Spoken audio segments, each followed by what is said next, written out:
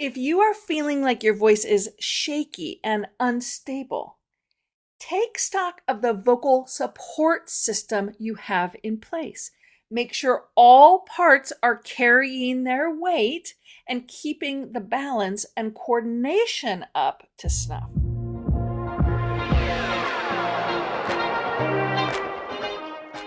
Welcome to the Foster Your Voice podcast with me, Kristi Foster. After a 30-year career in music and theater, I never imagined I'd be coaching trial attorneys. But once I entered your world, I quickly realized how critical and underutilized voice is in the courtroom.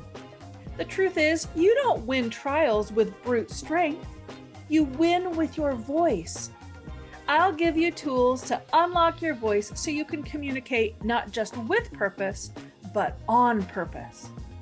If you want quick action tips to help you stay calm and in control, keep jurors engaged, and inspire your listeners to action, all through the power of your voice, you're in the right place. I'm Kristi Foster, and I'm here to help you foster your voice. Hello, Foster fam. Welcome back to another episode of the Foster Your Voice podcast. I'm, of course, your host, Kristi Foster.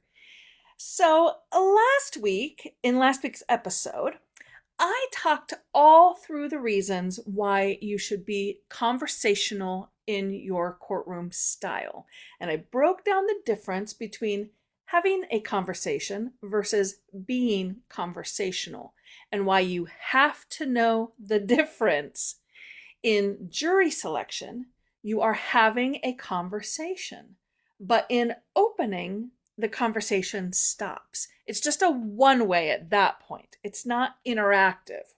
Yet, it's important to maintain the conversational style as you move into your presentation.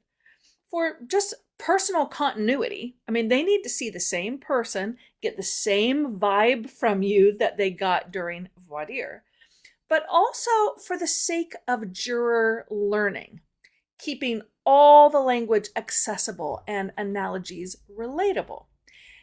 Now, that discussion was framed within the context of how to structure your opening, with teaching first and then telling the story second, instead of intertwining them like you would in a conversation. So go back to episode 71 to just brush up on how I suggest you structure your opening with these things in mind. Today, I want to take another, maybe different look at staying within the conversational realm. Today, I think it's important to break down the difference of being conversational versus presentational. There are merits to each, and it's important that you know when to use both. And let's just remember that a conversation is different than being conversational, and a presentation is different than being presentational. Okay, stick with me here. Conversation and presentation are nouns, whereas conversational, presentational are adjectives. We're addressing the adjectives today. We're talking about having conversational presentations or presentational conversations. Okay? Are you thoroughly confused now? Well, here's why this came up, and I felt the need to talk about it. Several weeks ago, I was coaching a client who wanted to practice their presentation. This was intended to be just 5-minute quick action, quick hit type of a thing as part of a larger structure. Lots of presenters back to back, 5 minutes each, sharing tips, tricks, strategies, etc. Now, given that the time limit was really strict, remember they're limited to only 5 minutes, they had to have their presentation buttoned up, neatly edited, pacing on point, no margin for improv or spontaneous exchanges. Their PowerPoint was clean, it was clear, and their script was sharp, compelling, and easily actionable. And vocally, they were excellent.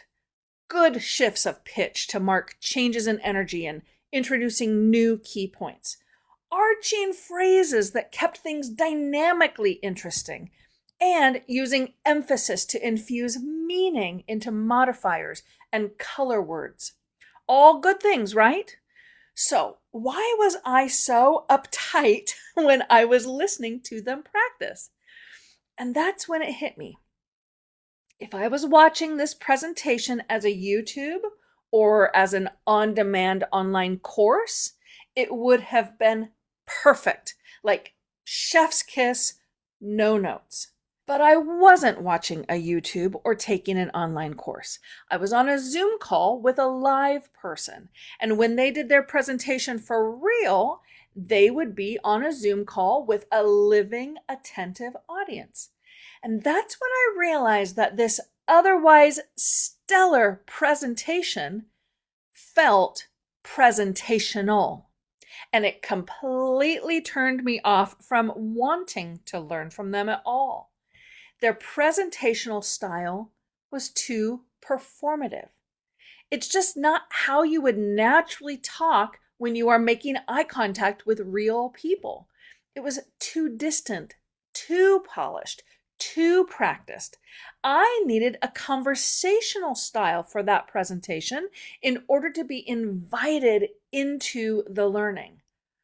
Now, on the flip side, I have watched some YouTube presentations that were too conversational, and I just couldn't learn from them either. I felt something like anger bubble up as I said to the screen, "Pull it together, man! How about you practice a bit before you just press record?" They may be experts and have great information, but not enough polish, too conversational in their style, and they lose credibility with me. So, what's the tipping point? How do you know which to use? Well, my general guideline is that if I can make eye contact with someone, it's conversational. These are moments to connect interpersonally, create that spark of chemistry, not romantic chemistry, just human energy exchanges.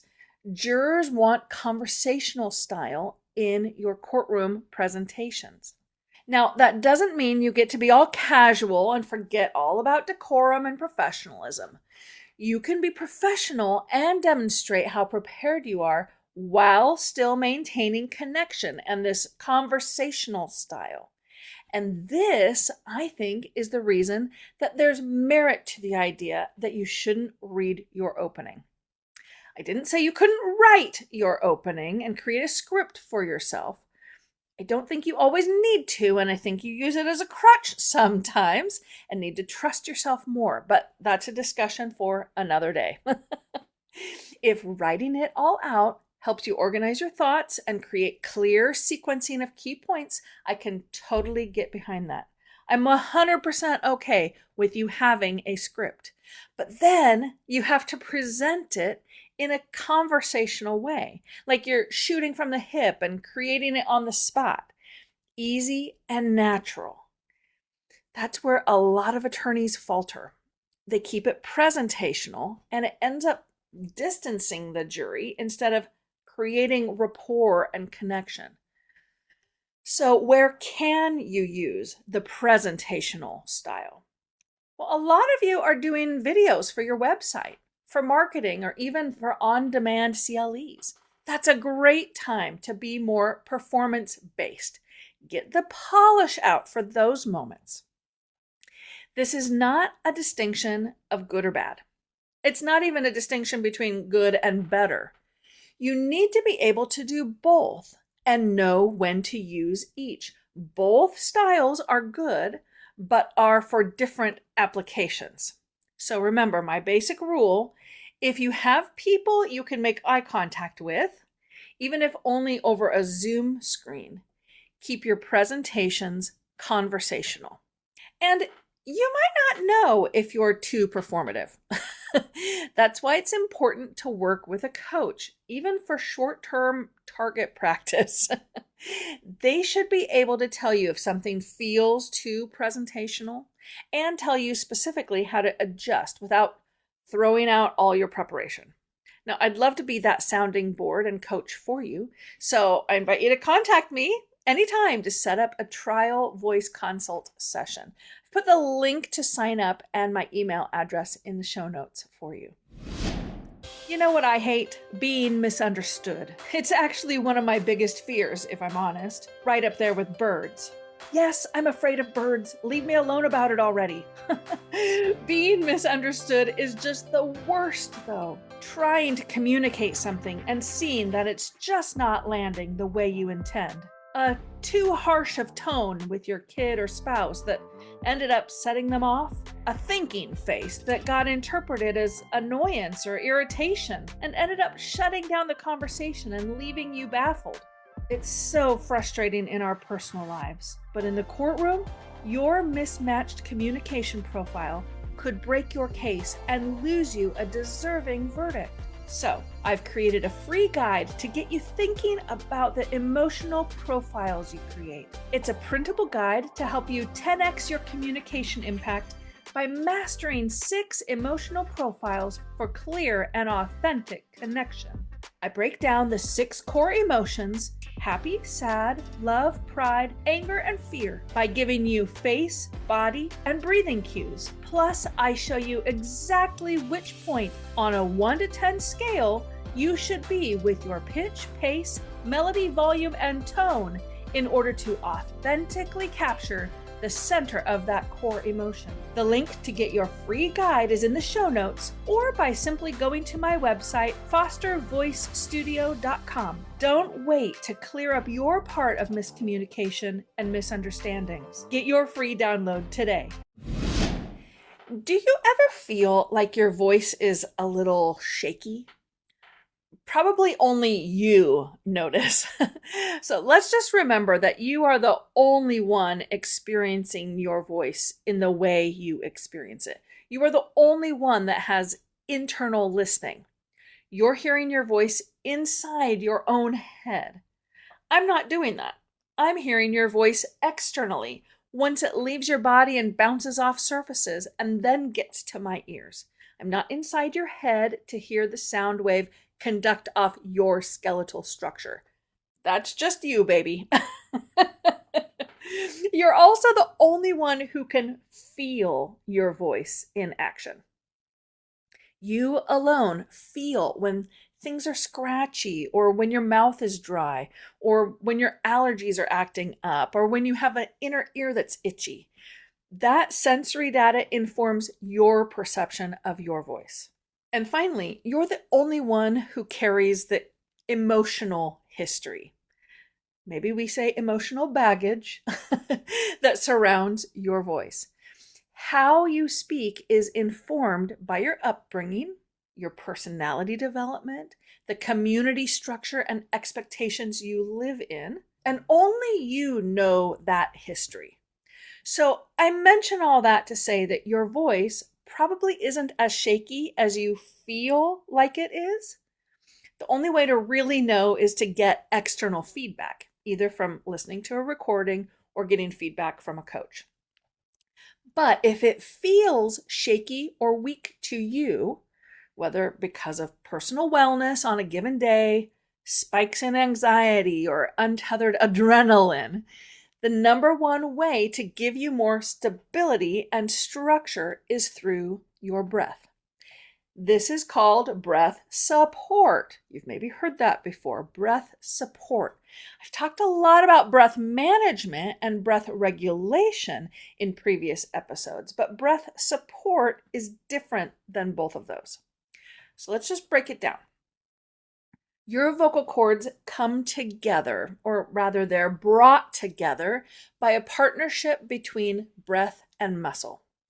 Air comes up the breathing column and creates this vacuum effect, which pulls the vocal cords together, and the surrounding muscles respond in kind by activating, and then vibration happens and sound is produced.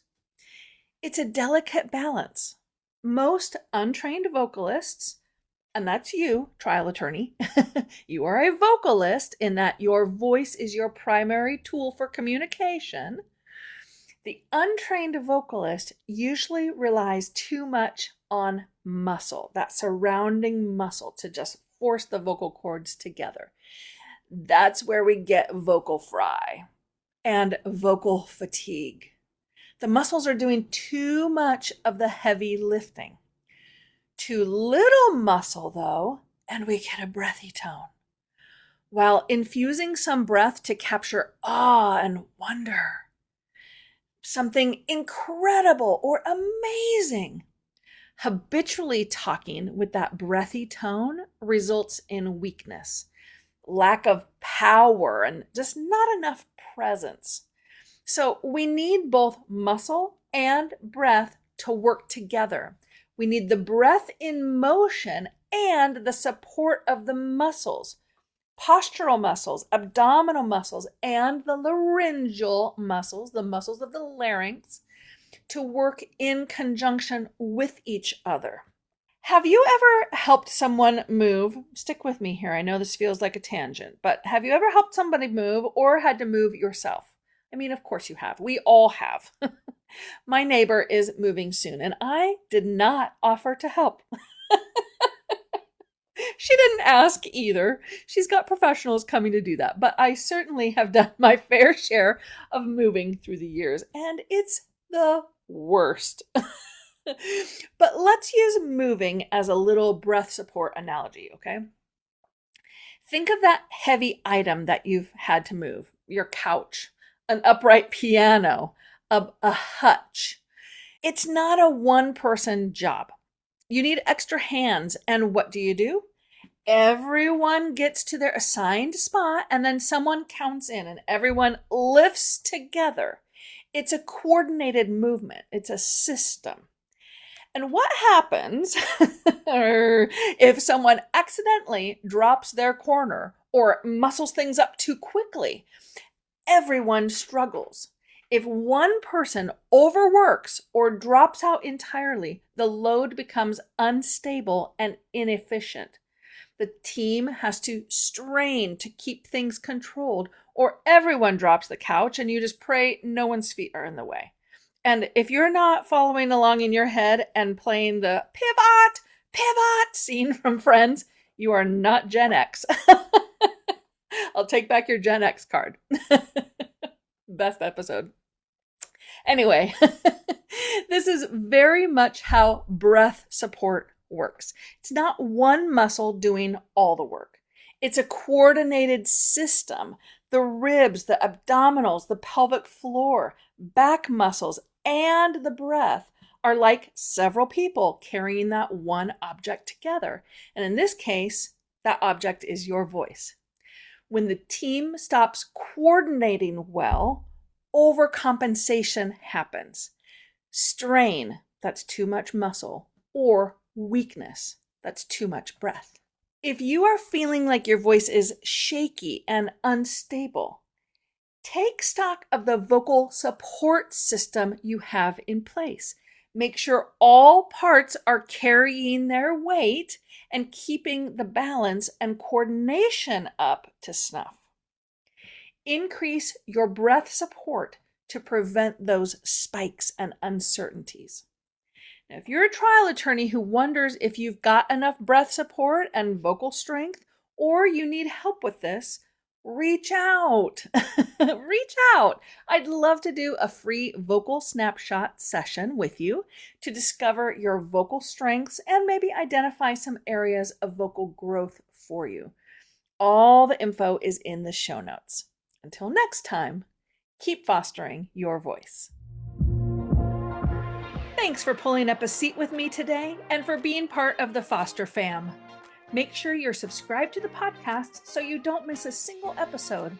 And while you're at it, go ahead and leave a review or a comment so I can give you a shout out on a future episode. During the week, you can find me on Instagram at Foster Voice Studio, where I'm dropping little nuggets of vocal technique and leadership wisdom. You can also join my mailing list by visiting fostervoicestudio.com or by clicking the link in the show notes. I'll send a weekly vocal tip every Tuesday directly to your inbox. Until then, keep fostering your voice.